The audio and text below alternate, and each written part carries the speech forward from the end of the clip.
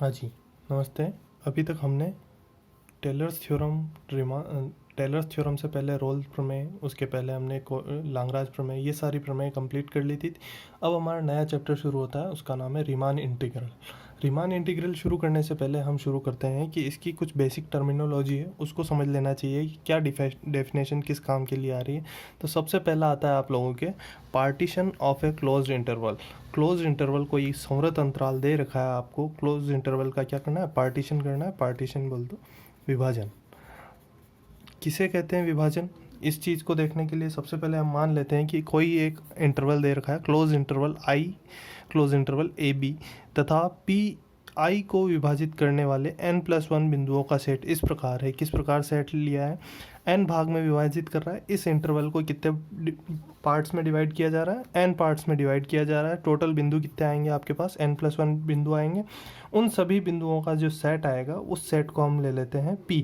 इसमें सारे अवयव आ जाएंगे जो इसके पार्टीशन जो इसको पार्टीशन में भाग ले रहे हैं, जहाँ पे ए जो है वो सबसे छोटा, फर्स्ट पार्टीशन का फर्स्ट बिंदु जो होगा, इस पार्टीशन सेट का जो फर्स्ट बिंदु होगा वो कौन सा होगा? फर्स्ट बिंदु होगा ए, और लास्ट बिंदु जो रहेगा वो आ जाएगा आपके बी, जहाँ पे हम देख सकते हैं ए इक्वल्स टू x0। जो फर्स्ट बिंदु है वो हो जाएगा x0, x0 से बड़ा x1, x1 से बड़ा x2, इस तरह से चलेगा। और xn जो होगा लास्ट पॉइंट, n+1वां पॉइंट जो आएगा वो आ जाएगा आपके b।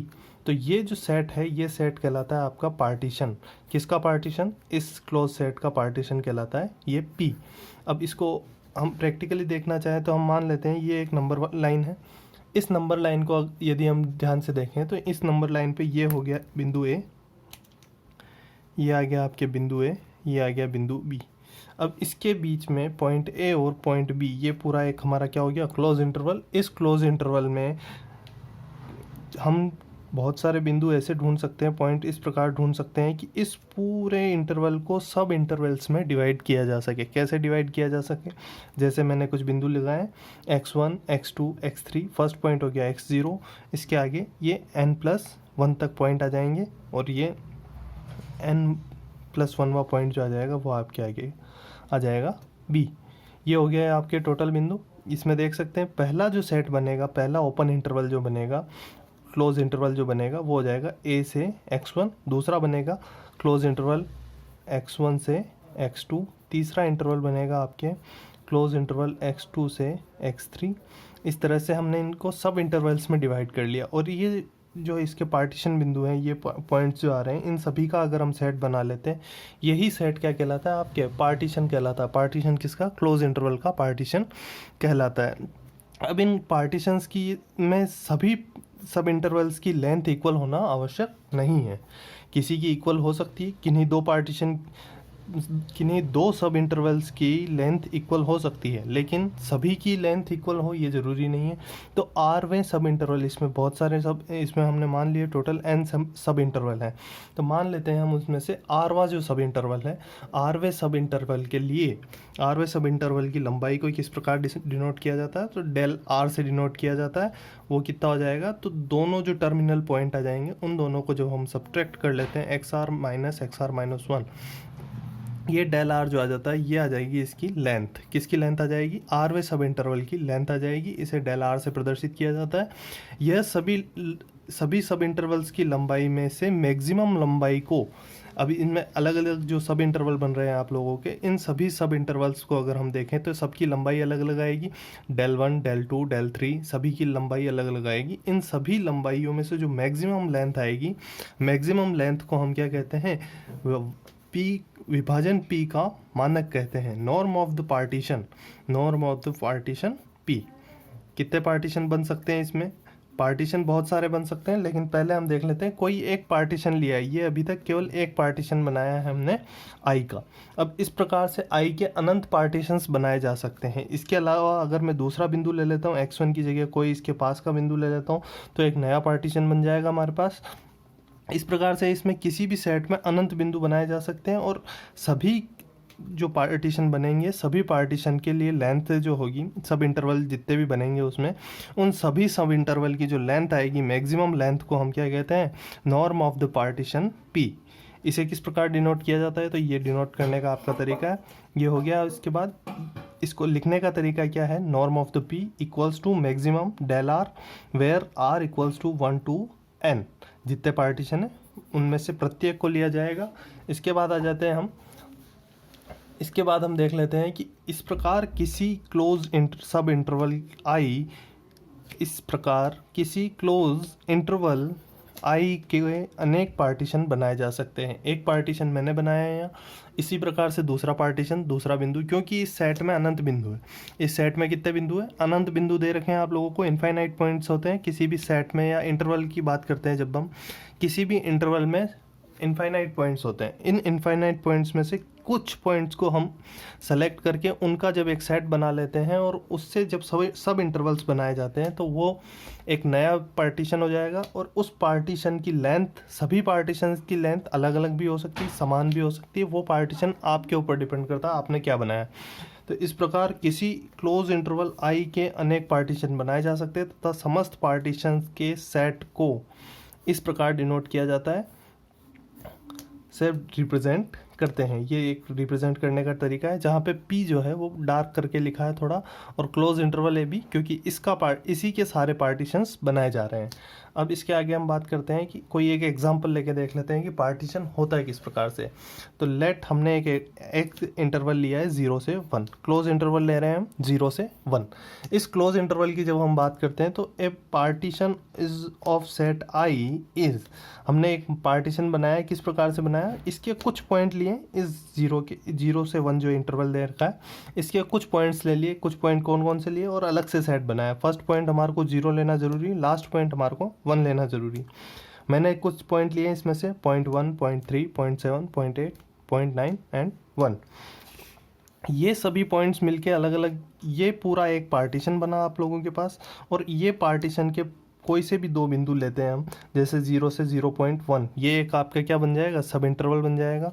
0.1 से 0.3 सेकेंड सब इंटरवल, 0.3 से 0.7 अगला सब इंटरवल बनेगा, 0.7 से 0.8 अगला सब इंटरवल, 0.8 से 0.9 अगला सब इंटरवल, और 0.9 से 1। इस तरह से कितने पार्टीशन बन रहे हैं आप लोगों के पास। पार्टीशंस की जो नंबर है, टोटल नंबर ऑफ पार्टीशंस को हम यहाँ देख सकते हैं कौन कौन से, I1, I2, I3, I4, I5, I6, 6 partitions बन रहे हैं और सभी की लेंथ अलग अलग है। डेल 1 अगर मैंने निकाला तो 0.1, डेल 2 निकाला हमने तो आ जाएगा 0.3 माइनस 0.1, कितना आ गया 0.2। डेल 3 निकाला हमने, डेल 3 क्या आ जाएगा 0.7 माइनस 0.3 इक्वल्स टू 0.4। डेल 4 आ जाएगा 0.1, डेल 5 आ जाएगा 0.1 और डेल 6 आ जाएगा 0.1। अब इन सभी में से मैक्सिमम कौन सा नंबर है, तो मैक्सिमम नंबर है आपके पास 0.1। तो इस पार्टीशन, ये जो हमने नया पार्टीशन बनाया P, जो हमने एग्जाम्पल में पीछे लिया है, उस पार्टीशन की लेंथ कितनी हो जाएगी, उस पार्टीशन का नॉर्म हो जाएगा। Norm of the partition is 0.4। This is just one example of partition, we can make too many partitions. अब हम देख लेते हैं कि इसी के अलावा दूसरा पार्टीशन, इस ही इंटरवल का 0 से 1 जो है हमारे पास इंटरवल है, इस इंटरवल का दूसरा पार्टीशन किस प्रकार से बनाया जा सकता है। तो ये दे रखा है हमारे को, एक पार्टीशन लिया P1, किस प्रकार से बनाया, इसमें पॉइंट्स देख लेते हैं 1, 0, 0.1, 0.2, 0.3 एंड सो ऑन 1। सभी की लेंथ बराबर है, जितने भी सब इंटरवल बनेंगे 0 से 0.1, प्रत्येक सब इंटरवल की जो लेंथ है वो प्रत्येक सब इंटरवल की लेंथ कितनी है, इक्वल है।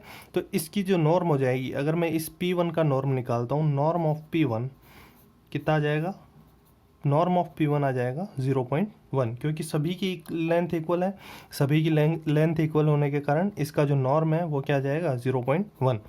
इसकी बात करते हैं तो इसमें अलग अलग लेंथ है सभी की, 0 से 0.1। ये P2 जो हमने नया सब इंटरवल बनाया, नया पार्टीशन बनाया, इस नए पार्टीशन में अलग अलग सेट, अलग अलग पॉइंट्स है, 0 से 0.1, 0.1 से 0.3।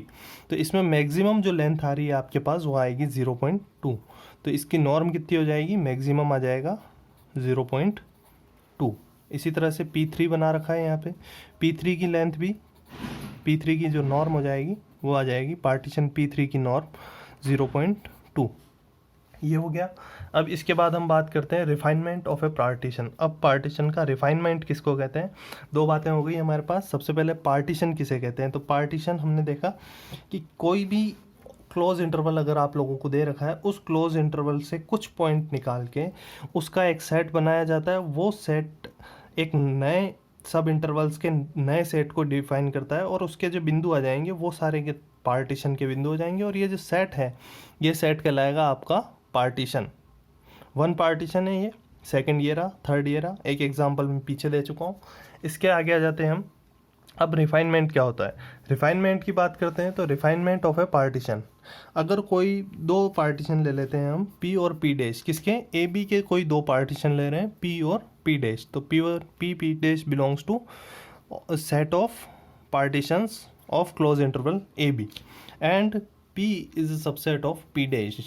जो पी हमारे पास सेट आया है ये पी डैश का सबसेट है। Then p dash is called refinement of p.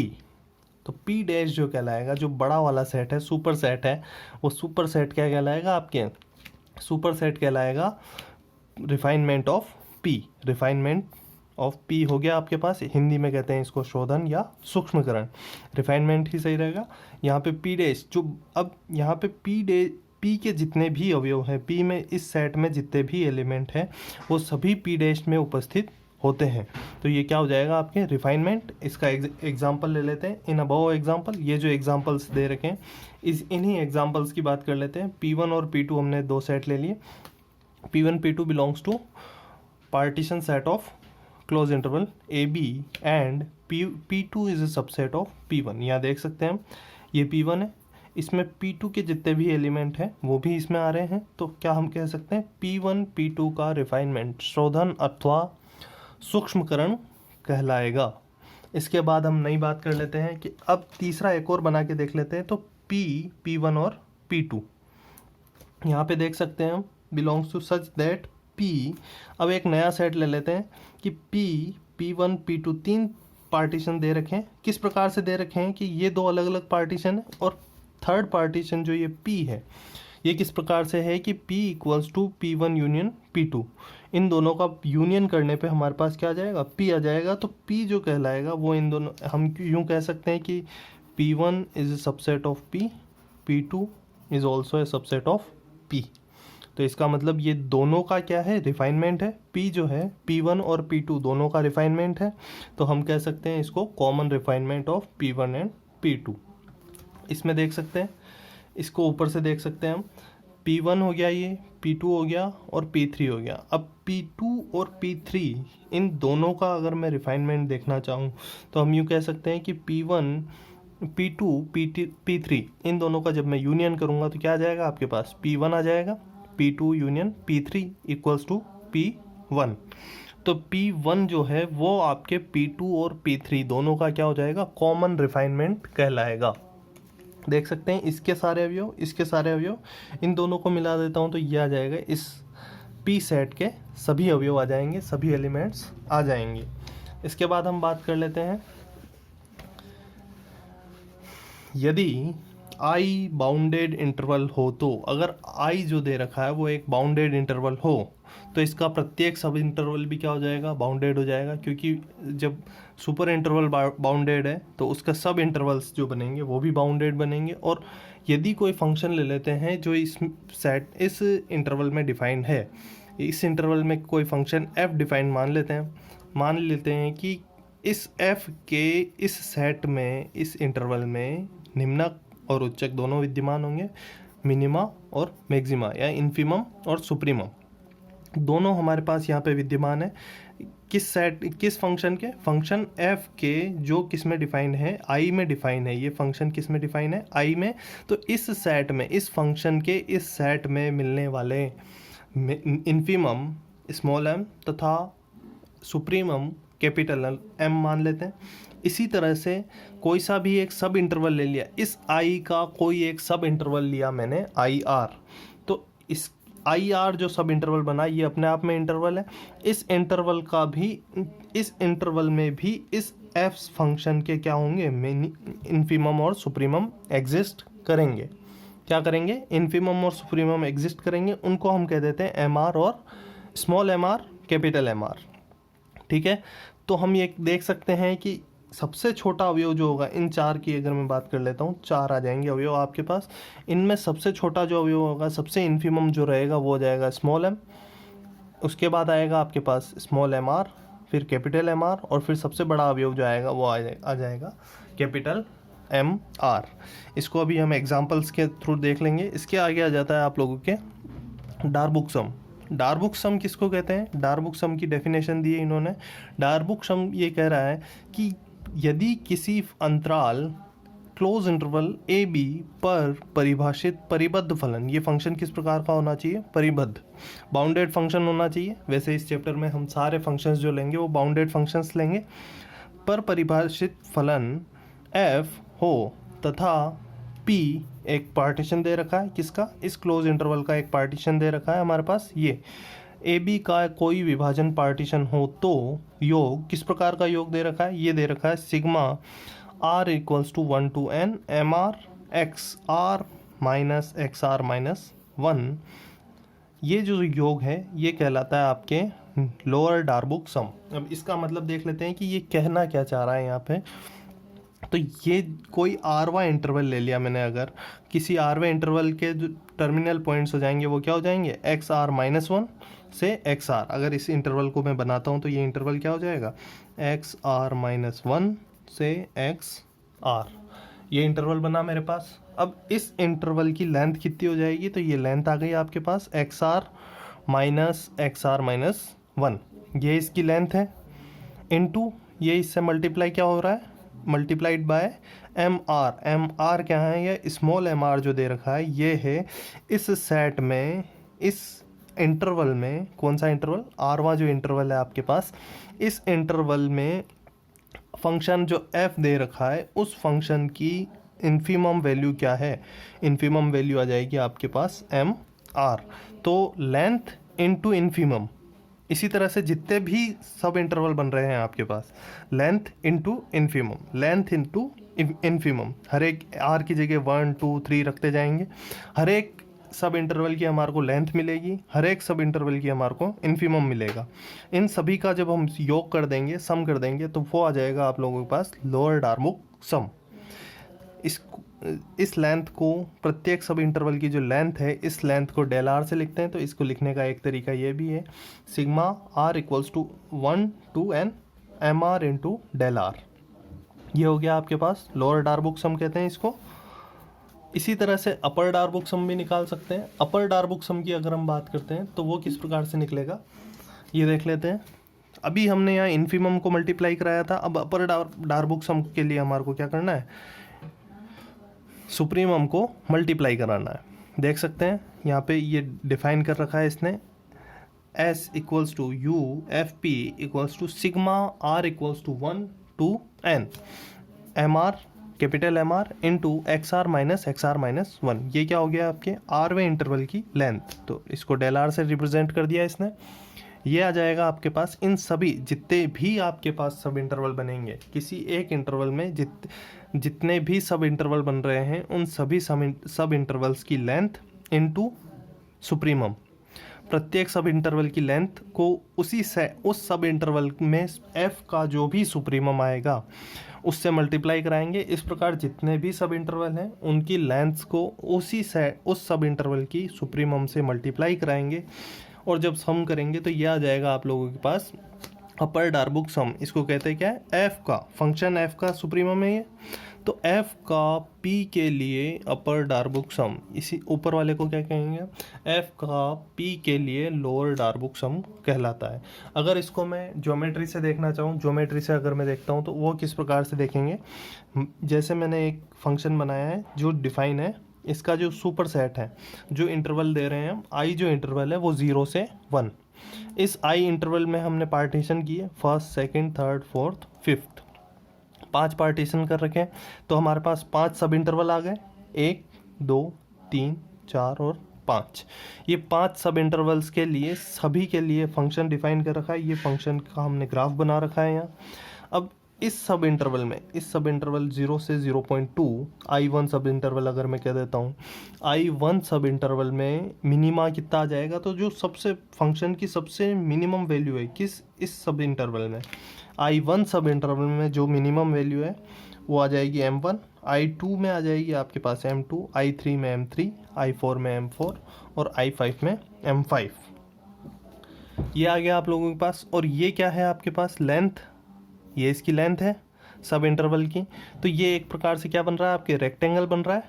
तो प्रत्येक रीमान, प्रत्येक डार्बुक सम को, डार्बुक सम क्या हो जाएगा, डार्बुक सम हो जाएगा आपके ये इसका क्षेत्रफल, इस रेक्टेंगल का एरिया प्लस इस रेक्टेंगल का, सभी रेक्टेंगल्स जो बन रहे हैं आपके पास, जहाँ पे रेक्टेंगल की लेंथ जो है, रेक्टेंगल की लेंथ हो जाएगी आप लोगों के पास मिनिमा, इन्फीमम तो हो जाएगी लेंथ, और ब्रेथ हो जाएगी इसकी चौड़ाई, जो हो जाएगी वो क्या हो जाएगी, चौड़ाई हो जाएगी यहाँ आपके पास इस सब इंटरवल की लेंथ। ये हो जाएगी इसकी इन्फीमम, ये हो गई इसकी लेंथ। दोनों का मल्टीप्लिकेशन कराया, ये क्या आ गया आपके पास, इस सब इंटरवल का एरिया। इसी तरह से दूसरे सब इंटरवल का एरिया, तीसरे सब इंटरवल, चौथे सब इंटरवल और पांचवें सब इंटरवल, इन सब की सभी का योग कर देंगे तो ये 0 से 1 तक, ये जो पार्टीशन बनाए हैं हमने, इस पार्टीशन के आधार पे 0 से 1 तक क्या आ जाएगा आपके पास, डार्बुक सम, लोअर डार्बुक सम। क्योंकि हम यहाँ मिनिमा का प्रयोग कर रहे हैं तो ये आ जाएगा आपके पास लोअर डार्बुक सम। इसी तरह से यदि मैं मैक्सिमा का प्रयोग करता हूँ तो ये इस ग्राफ में हम देख सकते हैं, वही 0 से 1, 0 से 1 सेम फंक्शन लिया है मैंने। अब यहाँ पे अगर मैं पार्टीशन देखता हूँ, ये 5 पार्टीशन उसी प्रकार से I1, I2, I3, I4, I5, इन पार्टीशंस के लिए मैक्सिमा I1 पार्टीशन, ये जो पार्टीशन हो गया I1, इसकी लेंथ कितनी आ जाएगी, लेंथ आ गई 0.2, और इसकी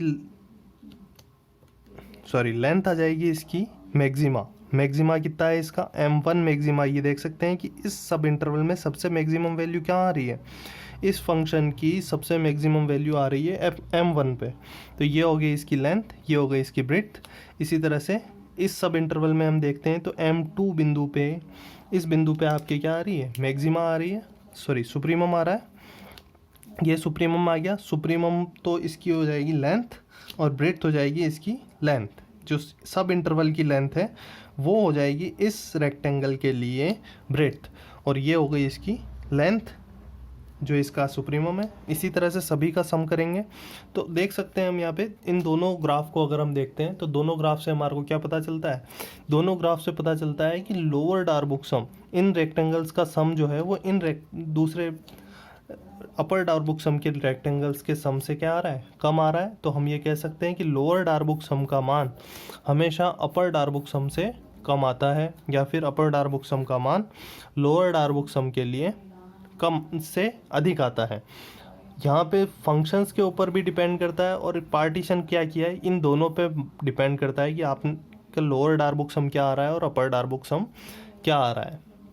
ठीक है, इसके बाद हम देखेंगे आपके डार्बुक सम्स पे रिलेटेड कुछ थ्योरम्स, उसके बाद हम कल बात करेंगे रीमान इंटीग्रल के लिए।